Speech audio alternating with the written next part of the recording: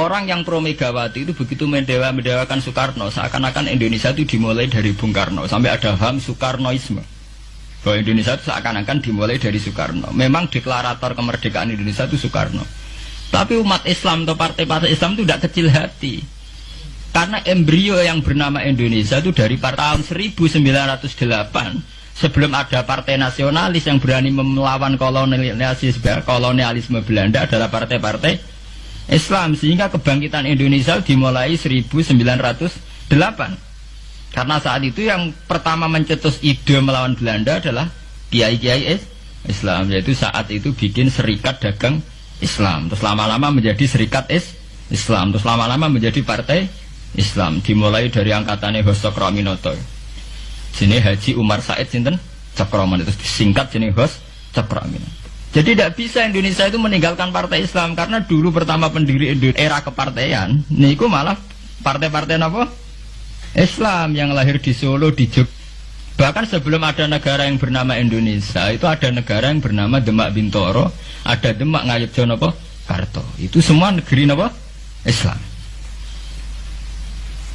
Ya paham. Sehingga secara kesejarahan kita tidak kalah sama tuanya Soekarnoisme atau partai PNI.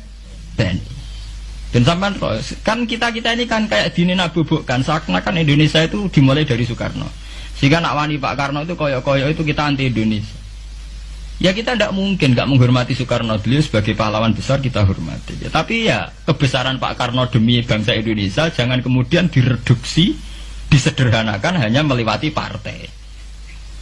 Ya itu kan namanya pekerdilan. Tentu Pak Karno bikin negara ini ya untuk semua bangsa, bukan untuk PDIP saja, bukan untuk partai-partai marhainisme saja, juga bukan untuk partai-partai yang berfaham Soekarnoisme saja. Ya sama, tapi kita juga adil, sebagai kiai juga adil.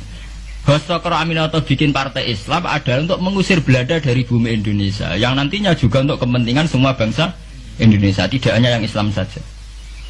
Ya kita adil, sama-sama adil. Saat nasionalisme ya tidak mengurangi keagamaan, saat keagamaan tidak mengurangi nasionalis. Tapi itu tadi kemudian ini dikerdilkan secara politik. Di sawangannya nak wis duwete Pak Hasim Mbak Mega nasionalis religius itu sudah ditren. Angger duet senengane pasangan nasionalis sampai apa nak nasionalis terus wajib sholat. Apa nak religius terus gak wajib nasional? Sebetulnya itu kan apa kena wong Indonesia terus wajib sholat hanya karena atas nama nasionalisme. Apa nak gue kiai terus wajib bayar pajak. Itu kan pengkerdilan, proses pembohongan, pembohongan secara publik. Itu dibodokno, sedurunge bodoh, itu kan itu kan repot. Namanya sedurunge bodoh dibodokno ngene apa? Nurut. Makanya kalau seneng ya, kayak kemarin Hari Kebangkitan Nasional itu seneng kalau diungkap terus di TV bahwa kebangkitan Indonesia dimulai dari 1908. Pentingnya bahwa orang-orang yang sok Soekarnoisme biar tidak mereduksi Pak Karno hanya milik mereka sendiri, karena bangsa ini berdiri semenjak 1908. Dimulai dari gerakan Budi Utomo sampai Hos Cokroaminoto sampai macam-macam. Ya, serikat-serikat Islam.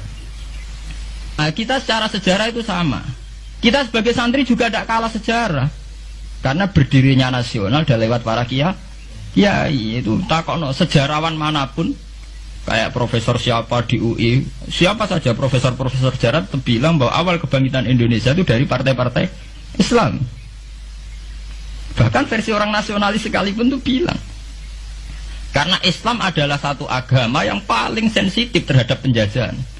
Karena Islam melahirkan satu paham jihad, bahwa ketika ada kolonial Belanda, wong Islam terinspirasi harus jihad.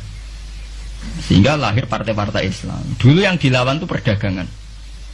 Ini kalau cerita sejarah, santri-santri sadar. Jadi santri salaf dengan model sekarang sing raro duit, raro dagang itu sebetulnya mengkhianati pendiri santri. Lho boten niku lho fair. Sing gak seneng dagang, gak seneng mergawe itu mengkhianati pendiri pesantren. Sampai lihat sejarah, tahun 1908 itu namanya tidak SI, tidak Serikat Islam, tapi Serikat Dagang Islam.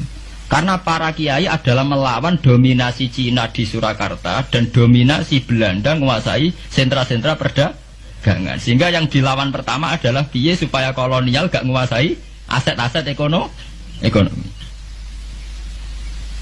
Sama takokno sejarah cek versi kiai, cek versi buku, asal gak versi klenek.